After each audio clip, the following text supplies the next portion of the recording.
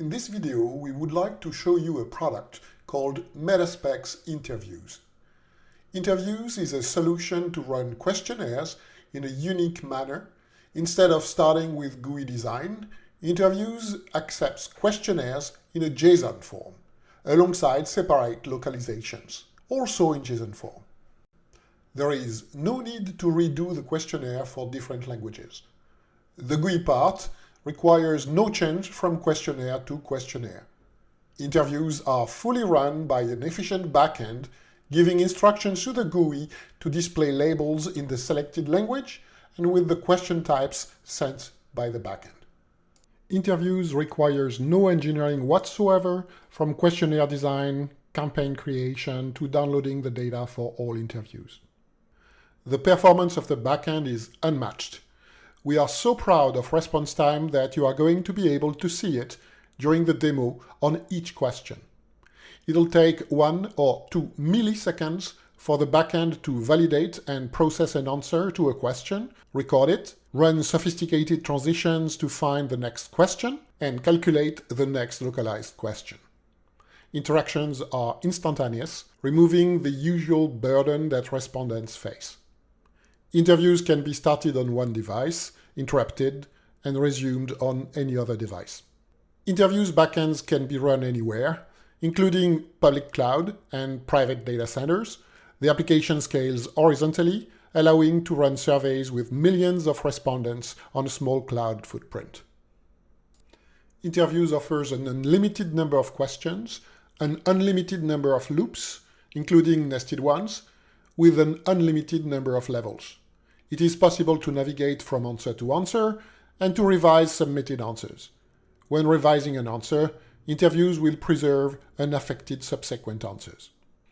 An interview performed in a given language can be viewed in any other language which has a localization. Localizations can be added in unlimited numbers. All available languages are allowed. Pure interview data can be downloaded in bulk through instantaneous HTTP service calls. No engineering work is needed to extract data. Interview data contain no labels, only pure answers in JSON form, ready to be processed in an analyst pipeline or machine learning algorithms. Interview data can be downloaded at any moment, including while the campaign is still running or when interviews are not yet complete. Every question supports an unlimited number of transitions, also known as chaining. Transition conditions can depend on any set of previous answers. The complexity of transitions is virtually unlimited. Questionnaires and localizations are automatically proofread and errors are reported at upload time.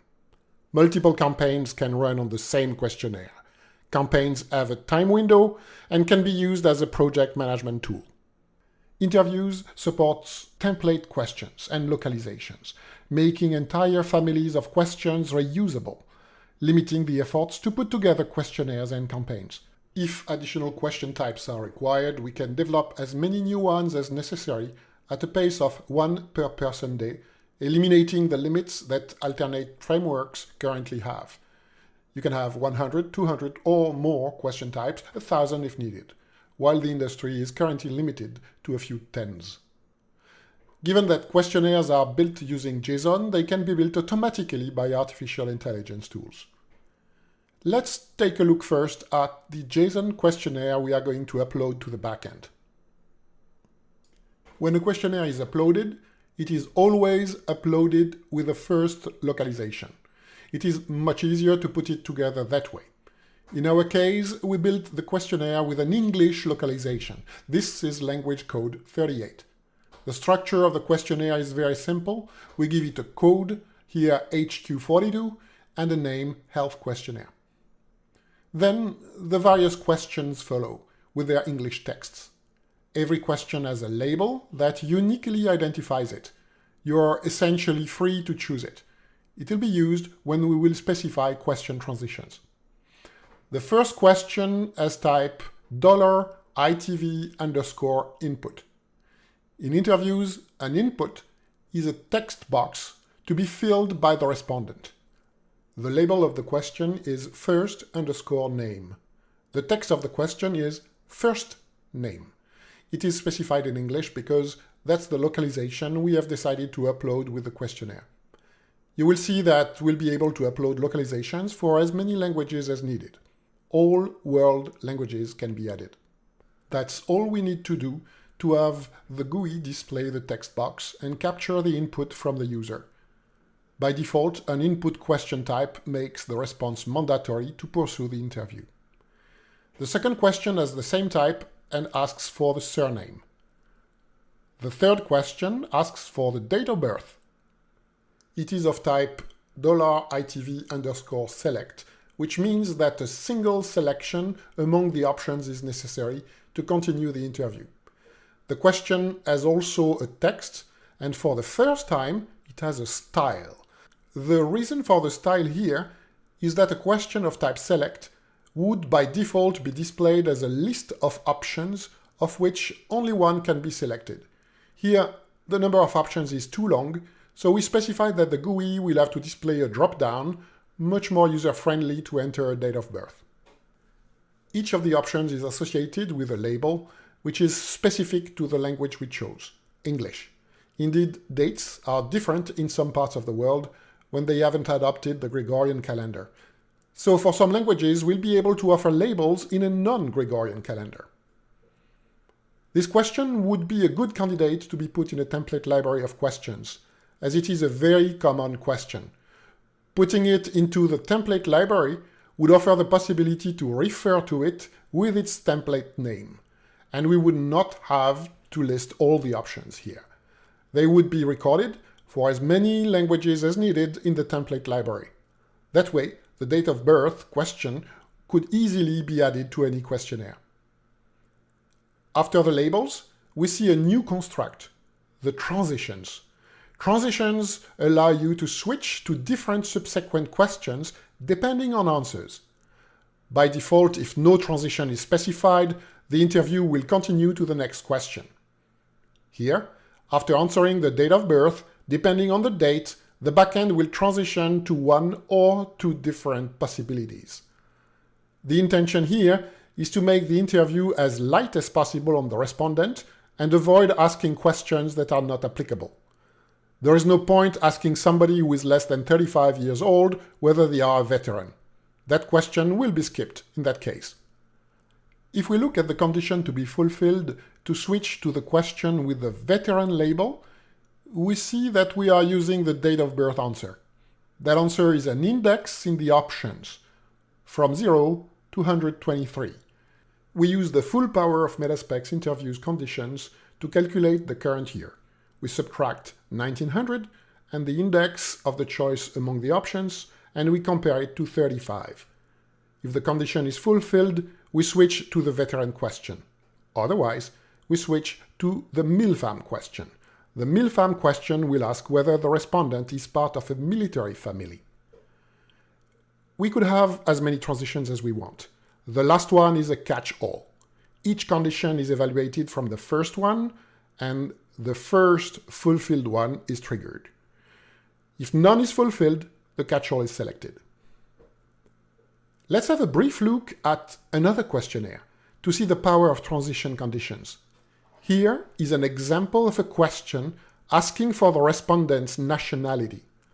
The transition takes the answer and checks whether the nationality belongs to some predefined list. Depending on whether the condition is fulfilled, the transition will ask a visa-related question or not. Let's return to our questionnaire. It continues with other questions of type select. We see that no style has been specified. These questions will be displayed by the GUI as classical options without a drop-down. A simple select question asks whether the respondent is a veteran. That question will automatically transition to the question whether the respondent is part of a military family. Then, the respondent is asked about the frequency of their physical activity. Then we see an interesting question, the one with the label Clarifact. We are not going to spend too much time on it, but it highlights the power of Metaspex Interviews. The purpose of the question is to repeat in the text of the question the label of the option selected in the previous question and ask for a clarification. The text of the question uses a function which uses the index of the choice made at the previous question and takes its label.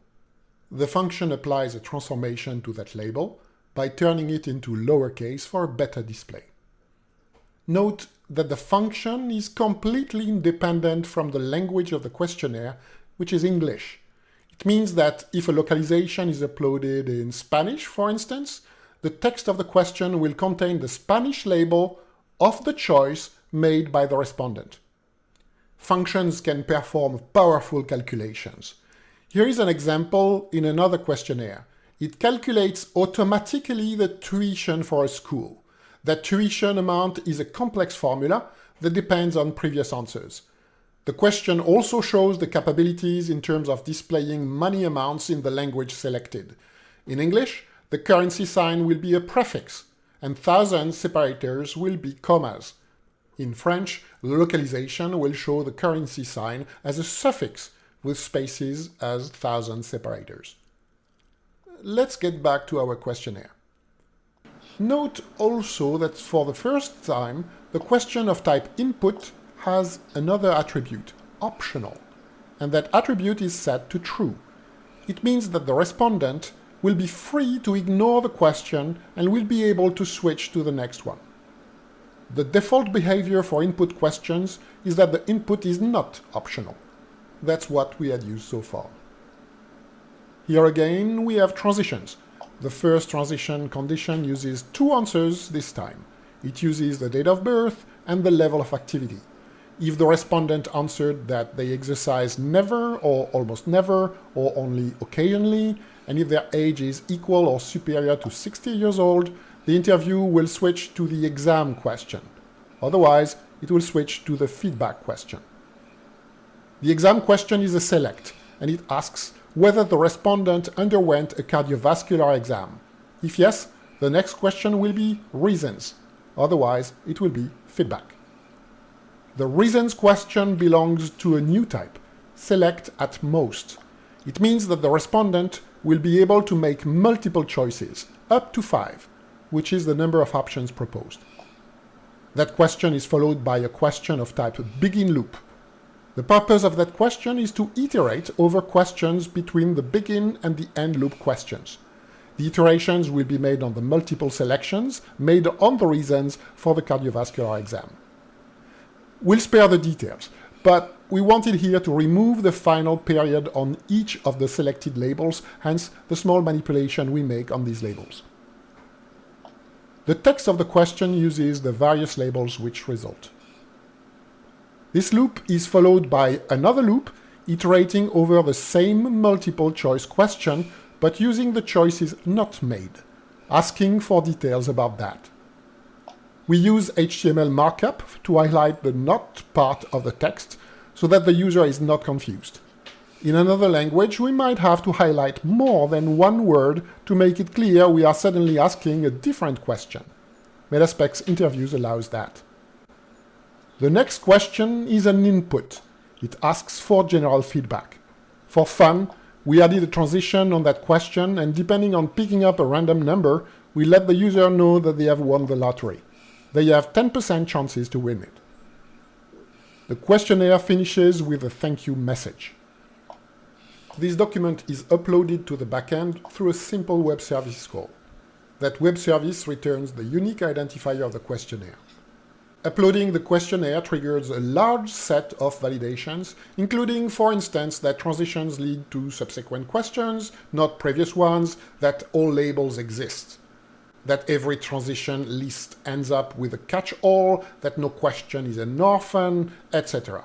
In case the validation fails, the upload is rejected and the reason for the reject is given.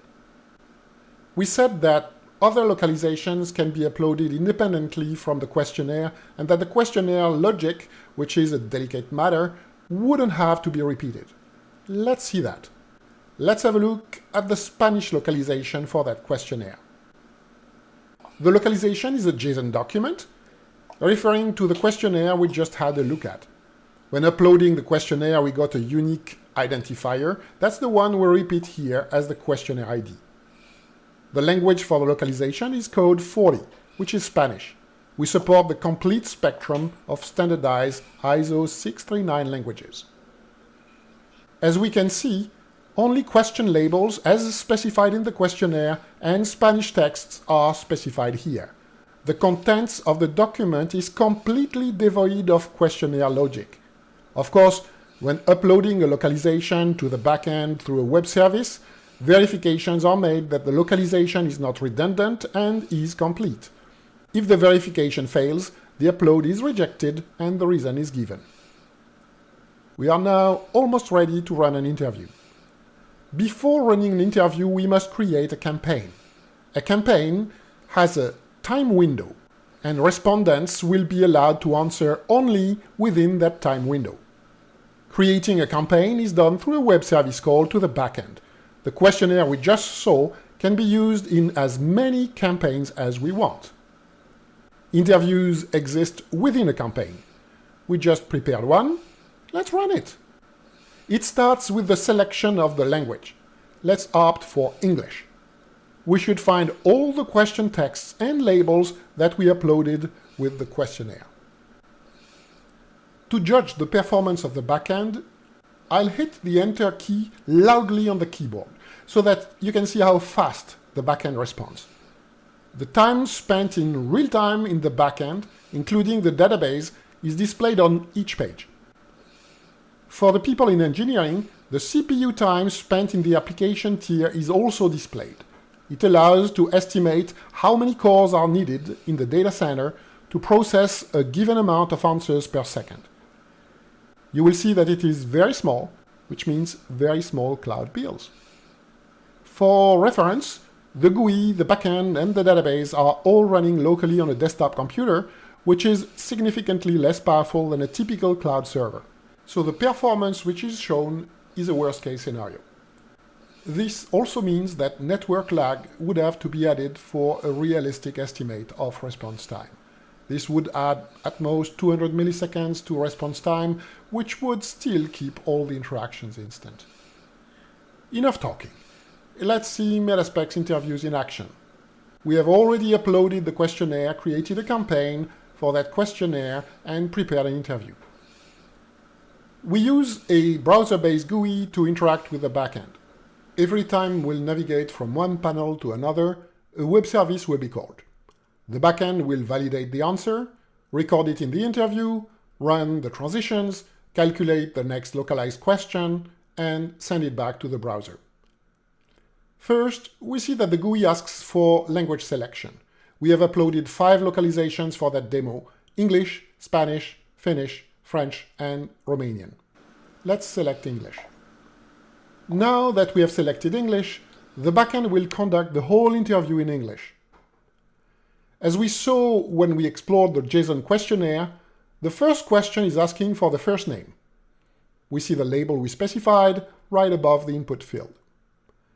A button allows to validate the answer and send it to the backend. As we chose that the question has a mandatory input, if I try to click on the next button, nothing will happen. We must enter the first name. Let's answer and click next. You heard my finger hit the keyboard with a clack, and the next question was instantaneously displayed. A little bit below, we see the progress of the interview. So far, we have achieved 11% of the interview. Right below, we see the real time elapsed for the backend to validate the answer, record it, and calculate the next question. It includes backend business logic and database time. This is wall clock time. It can depend on whether there are other tasks running on the machine. The unit is ms, which means milliseconds. On the same line, we see the CPU time, which is the amount of processor time consumed by the backend application. This is much more stable and allows to estimate how many CPU cores are needed to run the backend. Given that we see less than 2 milliseconds, we know that we can process thousands of responses per second on a very modest 4-core processor. Let's continue. The interview's backend asks now for the date of birth. As we had specified, the selection is a drop-down. Let's answer. This will run our first complex transition. Depending on whether I am less than 35 or not, the backend will ask whether I am a military veteran. And it does. Performance is still amazing. We see now a question of the same type, but not displayed with a drop-down style. It is a classical selection. Let's answer. And answer again. And again. Here, if you remember, the next question is going to repeat the selection we make, turning the English label into lowercase. And here you go. Indeed, the next question shows occasionally in lowercase. I'm going to skip answering, as this input question does not make the answer mandatory. But before I do, you remember that the questionnaire had a complex transition here. If I answered never or occasionally, and if my age was at least 60, the next question would ask whether I had a cardiovascular exam. Let's see. Yes, it does. Let's say yes, so that we can enter the two loops in the questionnaire. The question is now a multiple choice one. We can select as many options as we want. Let's select 3. If you remember, the subsequent questions will loop over what we selected and then over what we did not select. Let's see. We have started the first loop. If you notice, we wanted to be fancy and we decided to remove the final period at each option. Indeed, that period does not appear in the question. Answers are optional, so I'm going to skip all of them until the next loop. And here we are. We have entered the second loop, asking for details about the options we did not select. Let's skip all this.